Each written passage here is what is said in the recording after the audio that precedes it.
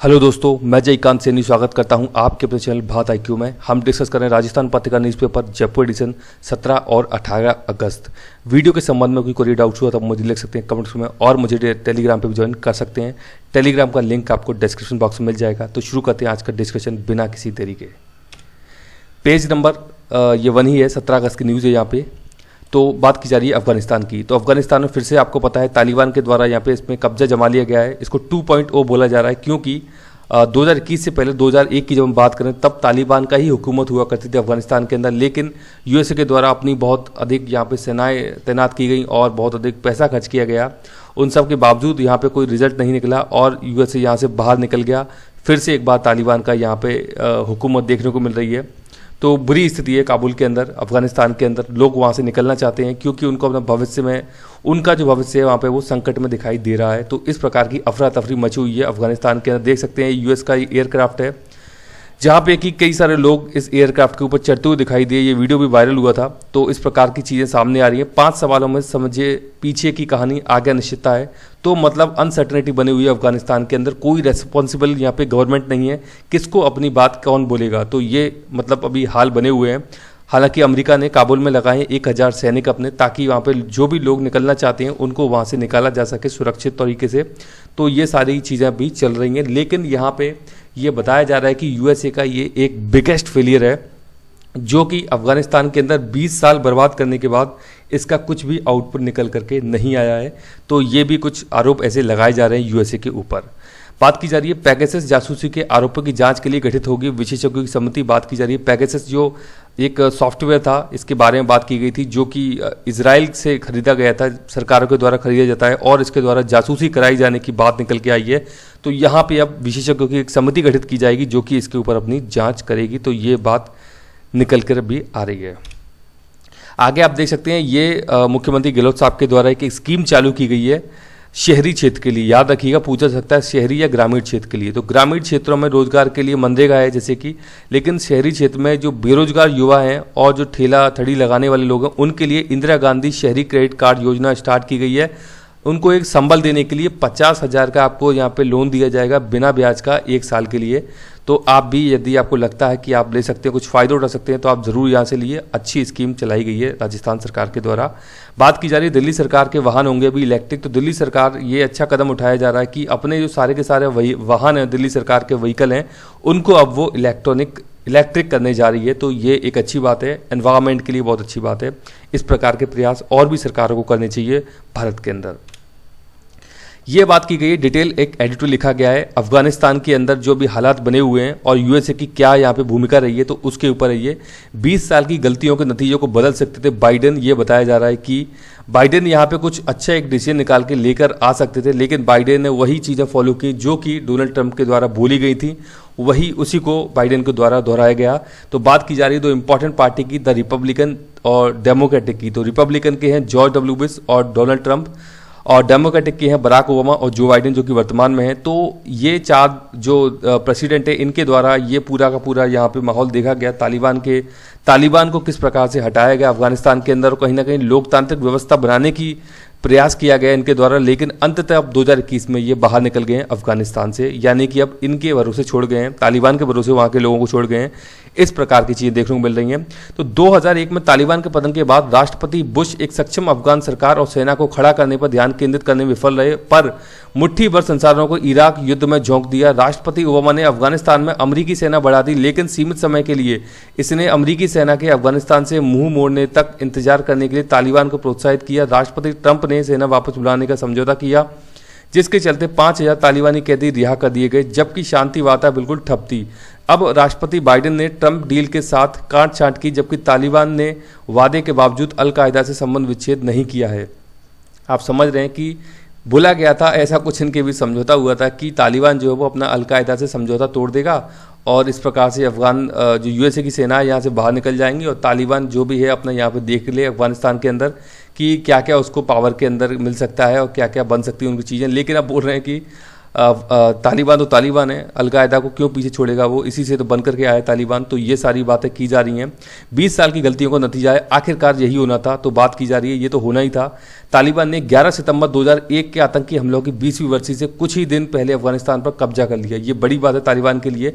अमरीकी हथियारों से लूट कर सशक्त हुआ और अप्रत्यक्ष रूप से महाशक्ति को अपने सामने झुका देने वाला तालिबान अब पहले से कहीं अधिक खतरनाक साबित हो सकता है। इसकी जवाबदेही बाइडेन की है और इस घटना ने बाइडेन के कार्यकाल पर अमिट दाग लगा दिया है।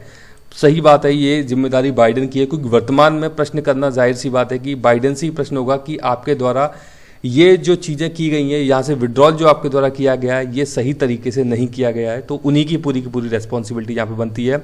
बाइडेन कोरोना के डेल्टा वेरिएंट के लिए कहते हैं यह व्यापक तौर पर नियंत्रित हो सकने वाली मुसीबत है जो बेहतर होने से पहले बदतर ही होगी। दरअसल अफगानिस्तान मामले में बाइडेन ने जो रुख अपनाया उस पर यह भी बात लागू होती है। पूर्व रक्षा सचिव रॉबर्ट गेट्स ने एक बार कहा था कि बाइडेन करीब हर बड़ी विदेश नीति और राष्ट्रीय सुरक्षा के मुद्दे पर पिछले 4 दशक से गलत ही ठहरते आए हैं। अफगानिस्तान के बारे में वह निश्चित रूप से ही बुरी तरह गलत साबित हुए हैं। तो बता रहे हैं कि बाइडेन यहाँ पे गलत साबित हुए हैं अफगानिस्तान के मैटर को लेकर के। 8 जुलाई को बाइडेन ने कहा था तालिबान उत्तरी वियतनाम सेना नहीं है, ऐसा कभी नहीं हुआ कि आपको यह देखना पड़े कि अफगानिस्तान के दूतावास की छत से लोगों को लिफ्ट कराया जा रहा है। ठीक 38 दिन बाद दुनिया ने देखा कि अमरीकी हेलीकॉप्टर काबुल ने अमरीकी दूतावास को खाली करवा रहे। साइगोन 1975 के पतन के बाद से यह अमरीकी विदेश नीति की सबसे बड़ी विफलता है। मोसुल इराक, बात की जा रही इराक की, के पतन से भी बुरी और 2014 में इस्लामिक स्टेट से भी जो ऐसी नाकामी थी जिसको कि टाला जा सकता था यदि अमेरिका इराक में अपने कुछ सैनिकों को तैनात रहने देता। तो ये बात बताई जा रही है कि बहुत बुरी विफलता है ये यूएसए के लिए। आपको पता होगा वियतनाम वार के बारे में आपने सुना होगा, वियतनाम में करारी मात खाई थी यूएसए के द्वारा और अब ये अफगानिस्तान के साथ भी देखने को मिल रहा है। तो इस विफलता पर जवाबदेही से बचने के लिए बाइडेन ने शनिवार को जो बयान दिया वह पूरी तरह से गले नहीं उतरता। उन्होंने इसका दोष पूर्व राष्ट्रपति ट्रंप पर डालने की कोशिश करते हुए कहा कि उन्हें 1 मई से पहले अमरीकी सेना की वापसी का समझौता विरासत में मिला। माना कि यह समझौता बहुत बुरा था, लेकिन यदि तालिबान इसकी शर्तों का पालन नहीं कर रहा था तो बाइडेन के पास भी पीछे हटने का विकल्प था। बाइडेन का बयान झूठ ही इशारा करता है कि अमेरिका के पास समझौते का अनुसरण करने या किसी दूसरे राष्ट्र के गृह युद्ध से एक बार फिर निपटने के लिए और अमेरिकी सेना भेजने का ही विकल्प था। मानना ही होगा कि अमेरिका को अफगानिस्तान में और सेना भेजनी चाहिए, ऐसा पूरी गंभीरता से किसी ने भी नहीं कहा। मौजूदा घटनाक्रम से पहले अमेरिका की उपस्थिति तनावपूर्ण संतुलन बनाए रखने के लिए पर्याप्त थी, जिसमें कम से कम हर शहर का नियंत्रण सरकार के हाथों में था। वह संतोषजनक नहीं था, पर अब जो हम देख रहे हैं उससे काफ़ी बेहतर था। अमेरिकी सेना 70 सालों से जर्मनी, जापान और दक्षिण कोरिया जैसे देशों में तैनात है, तो और इराक में भी अमेरिका बिना किसी विवाद के ऐसे ही मिशन पर है। 2500 अमेरिकी सलाहकारों को यदि वापस नहीं बुलाया जाता तो क्या हो जाता। बाइडेन यह कहकर नहीं बच सकते कि वह संभावित परिणामों से अनजान थे, क्योंकि अमेरिकी खुफिया समुदाय ने उन्हें पहले ही आगाह कर दिया था। तो ये बाइडेन की बड़ी विफलता यहाँ पे बताई जा रही है विदेश नीति को लेकर के, जो कि अफगानिस्तान में अभी देखने को मिल रहा है। बात की जा रही है ये हाइड्रोजन फ्यूल पर बढ़ रहा है अब कई कंपनियों का आकर्षण, यानी कि बहुत ही अट्रैक्टिव हो रहा है। हाइड्रोजन फ्यूल काफ़ी एफिशिएंट है, काफ़ी इकोनॉमिक है, तो ये बात की जा रही है। जीरो कार्बन बनेगी रिलायंस, कार्बन भी काफ़ी कम फैलाता है, यानी कि ये जो एमिशन है उसमें काफ़ी कम करता है, काफ़ी कटौती देखने को मिलती है। 2035 तक शुद्ध कार्बन शून्य कंपनी बन जाएगी रिलायंस काफ़ी अच्छा इन्वेस्टमेंट भी कर रही है इन चीज़ों को लेकर के। 25 करोड़ टन तेल शोधन प्लांट बना रही है आईओसी। एनटीपीसी का लेह में स्टेशन बनने जा रहा है। अडानी की इटली से साझेदारी यहाँ पे हो गई है। तो बात की जा रही है हाइड्रोजन फ्यूल की। इंपॉर्टेंट है, ये बताते हैं कि ये हाइड्रोजन फ्यूल को दुनिया के लिए भविष्य का इसको दर्जा दिया गया है कि ये भविष्य का ईंधन है एक हाइड्रोजन फ्यूल, ये बताया जाता है। और प्रश्न में पूछा गया है। क्रिप्टो करेंसी की बात की जा रही है। डॉजकॉइन सबसे मजबूत क्रिप्टो करेंसी है, यहाँ पे ये बात बोली जा रही है। टेस्ला के मालिक एलन मस्क ने स्वीकार किया कि डॉजकॉइन दुनिया की सबसे मजबूत क्रिप्टो करेंसी है। तो ये आपको पता होना चाहिए, डॉजकॉइन क्रिप्टो करेंसी है। रुचि सोया के एफपीओ की मंजूरी मिल गई है, तो ये बात की जा रही है रुचि के बारे में। एसबीआई योजना में अधिक ब्याज की बात की जा रही है। तो बता रहे हैं स्टेट बैंक ऑफ इंडिया ने वरिष्ठ नागरिकों के साथ अपने ग्राहकों के लिए नई टर्म डिपॉजिट स्कीम यानी कि सावधि जमा योजना एसबीआई प्लेटिनम डिपॉजिट लॉन्च की है। इसके तहत 14 सितंबर 2021 तक ग्राहकों के लिए को 75 दिन और 75 महीने के लिए टर्म डिपॉजिट पर 0.15% ब्याज अधिक मिलेगा। आर्बिट्रेज में पैसे डूबने की आशंका ना के बराबर बताई जा रही है। आर्बिट्रेज फंड में निवेश रिकॉर्ड हाई है, यहाँ पे इन्वेस्टमेंट फंडा बताया जा रहा है ये कुछ। तो ये कुछ शेयर बाजार की न्यूज़ है यहाँ पे, इनके बारे में थोड़ा एक आइडिया होना चाहिए। बात की जा रही है 18 अगस्त की न्यूज़ की। तो यहाँ बात कर रहे हैं वही अफगानिस्तान की, पड़ोस में अजब खेल चल रहा है, ज़मीन पर तालिबान, अधर में अफगान। तो आप देख सकते हैं कि अफगानिस्तान के अंदर महिलाओं की स्थिति काफ़ी बुरी है। उनको पता है कि वहाँ पे जो कट्टरपंथी चीज़ें भी देखने को मिलेंगी, सामने मिलेंगी उनके, वहाँ पे बहुत ज़्यादा उनका शोषण दिखाई देगा और जिसकी कि कोई मीडिया कवरेज भी नहीं आएगी। इस प्रकार की चीज़ें देखने को मिलेंगी क्योंकि पूरी तरीके से वहाँ पे तानाशाही रवैया अपनाया जाएगा अफगानिस्तान के अंदर। काबुल इसकी राजधानी है। तो याद रखिएगा, कुछ चीज़ें हैं ज्योग्राफी से रिलेटेड भी चीज़ें आपसे पूछी जा सकती हैं, तो इन पर अपनी नज़र जरूर बनाए रखिएगा क्योंकि प्रश्न बनने की यहाँ से प्रबल संभावनाएं हो जाती हैं। बहुत ज़्यादा चर्चाएं दुनिया भर के अंदर अभी अफगानिस्तान को लेकर के। बात की जा रही है महंगाई के मानसून में रसोई गैस में सिलेंडर की बात की जा रही है, जो कि 25 रुपये यहाँ पे महंगा हो गया है। तो अब ये थोड़ी सी और मतलब आपको गैस सिलेंडर के लिए 25 रुपये चुकाने होंगे। बात की जा रही है पर्यावरण को लेकर के न्यूज़ है। लाल सागर के कोरल रीफ पर मंडरा रहा है खतरा, तो ये मंडरा रहा खतरा अभी टला है यहाँ पे। बात की जा रही है इजराइल के दक्षिण तटीय शहर इलाट में यूरोप एशियाई पाइपलाइन कंपनी की तेल जेटी के साथ साथ तैराकी करता स्कूबा गोताखोर है। तो ये इंपॉर्टेंट है लाल सागर। रेड सी बहुत ही इंपॉर्टेंट है, आपने पढ़ा होगा, प्रश्न कई बार आए हैं यहाँ से। तो मुझे बताइए, 2 वाटर बॉडी हैं, बड़ी वाटर बॉडी है जिनको कि जोड़ने का काम करता है रेड सी, उनके नाम मुझे बताइए आप कमेंट्स में कमेंट करके जल्दी से बताइए। बात की जा रही है जल संरक्षण को लेकर कारगर होगी ब्रेन ट्रेनिंग की मुहिम यहाँ पे। तो वाटर कंजर्वेशन की बात की जा रही है। 2017 के उत्तरार्ध में दक्षिण अफ्रीका यानी कि साउथ अफ्रीका के केपटाउन में लोगों को डे जीरो का भय सताने लगा था। डे जीरो यानी कि जल संकट हुआ था। आप समझ सकते हैं कितनी बड़ी सिटी है केपटाउन, साउथ अफ्रीका की बात की जा रही है। बहुत ही डेवलप्ड ये देश है एक, तो जहां पर कि डे जीरो यानी कि पानी की समस्या से जूझना पड़ा था। पोर्टेबल वाटर की बात की जा रही है, पीने के पानी की समस्या। ऐसा नज़ारा देखने को मिला था 2017 में, जब पहली बार ऐसा हुआ कि दुनिया के किसी बड़े शहर के सारे नालों में पानी सूख जाएगा। शुरू है, ऐसा नहीं हुआ। लेकिन इससे यह जरूर याद रहेगा कि विश्व में ज़्यादातर शहर पेयजल आपूर्ति की समस्या से जूझ रहे हैं। संयुक्त राष्ट्र के अनुसार फिलहाल 3 बिलियन लोगों के घरों में हाथ धोने की सुविधा तक नहीं है, जो कोविड-19 से बचने के लिए बेहद जरूरी उपाय है। 2030 तक दुनिया में ताजे पानी की उपलब्धता जरूरत से 40% तक कम हो जाएगी। भारत जैसे विकासशील देश जल संकट की चुनौती विशेष रूप से घोषित कर चुके हैं, जहां प्रति व्यक्ति पानी की उपलब्धता में 7 दशकों में जनसंख्या बढ़ने के साथ ही लगातार गिरावट आई है। खास तौर पर शहरों में जल प्रबंधन नीति में अब तक आपूर्ति बढ़ाने पर ही जोर दिया जाता रहा है, बजाय मांग कम करने के। जब संसाधन नहीं होते तो आपूर्ति नहीं हो पाती है। तकनीकी समाधान जैसे efficient wash basin tape, toilet flush tank, low flow shower और स्मार्ट मीटर उपयोगी हैं। तो बात की जा रही है, जरूरी नहीं कि अपने पास चीज़ें हों, आप सेव करके भी बचा सकते हैं। मतलब कि ज़रूरी नहीं कि आप एक जो प्लांट होता है उसको ही आप मतलब लगाइए कहीं पर, तभी आप मतलब ग्रीनरी को बढ़ाएंगे, ऐसा भी नहीं है। आप अगर कहीं पर सेविंग भी करते हैं ना, तभी भी वो लगता है कि आपने कहीं ना कहीं ट्री लगाने का ही काम किया है। तो ये कुछ इनके द्वारा ये ऑल्टरनेटिव बताए गए, ये करने से भी आप जल का यहाँ पे काफ़ी ज़्यादा कंजर्वेशन कर सकते हैं।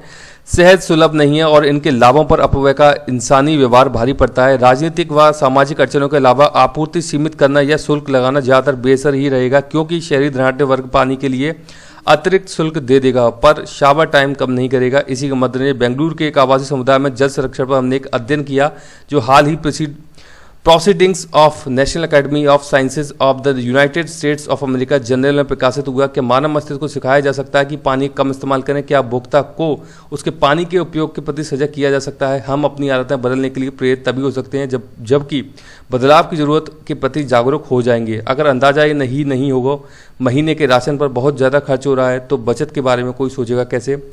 लोग आदत से मजबूर होते हैं, इसलिए पानी बचाओ जैसे संदेश काफ़ी समय तक ही प्रभावी रहते हैं। अध्ययन में पानी के इस्तेमाल पर आदतें बदलने और जागरूकता के लिए साप्ताहिक संदेश तैयार किए गए हैं। इसके लिए अपार्टमेंट 4 समूह में बांटे गए हैं। कंट्रोल समूह को कोई संदेश नहीं मिला है। समूह 1 को उपयोग की जानकारी के साप्ताहिक संदेश मिले। समूह 2 को साप्ताहिक उपभोग की जानकारी मिली एवं एक लक्ष्य तय किया गया, WHO द्वारा सुझाया गया और इसका फीडबैक मैसेज भी दिया गया। समूह 3 को उक्त संदेशों के साथ जल संरक्षण के सचित्र उपाय दिए गए। तो बात की जा रही है किस किस प्रकार से अवेयरनेस बहुत जरूरी चीज़ है कि जिसके चलते आप वाटर को कॉन्जर्व कर सकते हैं। आपको पता ही नहीं हुआ कि क्या ऑल्टरनेट ऐसे हो सकते हैं कि हम पानी को बचा सकते हैं। तो ये भी एक बड़ी चीज़ है, आपको पता ही नहीं इसके बारे में कि ये बताएं, जैसे कि यहाँ पे बताया इनके द्वारा कि इफ़िशिएंट वॉश बेसिन टेप यहाँ पे बात की जा रही है इनके बारे में। अगर आपको पता ही नहीं तो आप बचाएंगे कैसे। तो बात की जा रही है यहाँ पे अवेयरनेस की, जो कि बहुत ज़्यादा जरूरी है वाटर कंजर्वेशन को लेकर के। बात की जा रही है केयर रेटिंग्स की। यहाँ पे अगले 3 सालों में रहेगी 80,000 करोड़ डॉलर की मांग। देसी फार्मा कंपनियों की बढ़ रही है मांग, मिलेगा बड़ा बाजार। तो अब बाजार मार्केट के अंदर काफ़ी ज़्यादा ग्रोथ देखने को मिल सकती है। हाइब्रिड फंड्स में कम जोखिम और रिटर्न यहाँ पे ज़्यादा है। बात की जा रही है यहाँ पे ये स्टॉक मार्केट की बात की जा रही है कि जो हाइब्रिड फंड्स हैं वहाँ पे कम जोखिम है और रिटर्न ज़्यादा है। तो ये अच्छी बात है इन्वेस्टर के लिए। यहाँ एक बात की जा रही है RAI सर्वे, जुलाई में खुदरा बिक्री का स्तर 72% यहाँ पे देखा गया है। स्थगन नहीं तो करें आदेश का पालन। बात की जा रही रिलायंस को लेकर के दिल्ली हाई कोर्ट ने ये बोला है। यहाँ पे SVP ग्लोबल के ओमान प्लांट में उत्पादन यहाँ पे शुरू हो गया है। तो ये एक न्यूज़ निकल करके आ रही है। आगे आप देख सकते हैं बात की जा रही है ये है तेजस, स्वदेशी एक विमान है। ये स्वदेशी हल्के लड़ाकू विमान तेजस के इंजन के लिए हिंदुस्तान एरोनॉटिक्स लिमिटेड HAL कहाँ पर स्थित है, पर ये तो आपको पता ही लग गया, ये तो कर्नाटक के अंदर स्थित है, बेंगलुरु। तो अमेरिकी कंपनी है एक GE एविएशन, इसके साथ करार किया है इनके द्वारा तेजस विमान बनाने के लिए। किसने किया है? HAL ने। अमेरिकी कंपनी है GE एविएशन के साथ करार किया है तेजस के लिए। HAL की ओर से किया जाने वाला यह अब तक का सबसे बड़ा सौदा है। यहाँ मंगलवार को HAL कॉर्पोरेट कार्यालय में इस करार पर हस्ताक्षर किए गए हैं। तो इसके बारे में आपको आइडिया होना चाहिए। इंपॉर्टेंट हो जाते हैं इस प्रकार की चीज़ें, इस प्रकार की न्यूज़। तो मुझे आशा है कि वीडियो आपको अच्छा लगा होगा। यदि वीडियो अच्छा लगा है तो जैसा लाइक करें, शेयर करें, सब्सक्राइब करें ताकि और भी लोग वीडियो का फायदा उठा सकें। आप मुझे अपने सुझाव करने को भेज सकते हैं या मुझे ईमेल भी कर सकते हैं। इसी के साथ धन्यवाद, मिलते हैं अगली वीडियो में।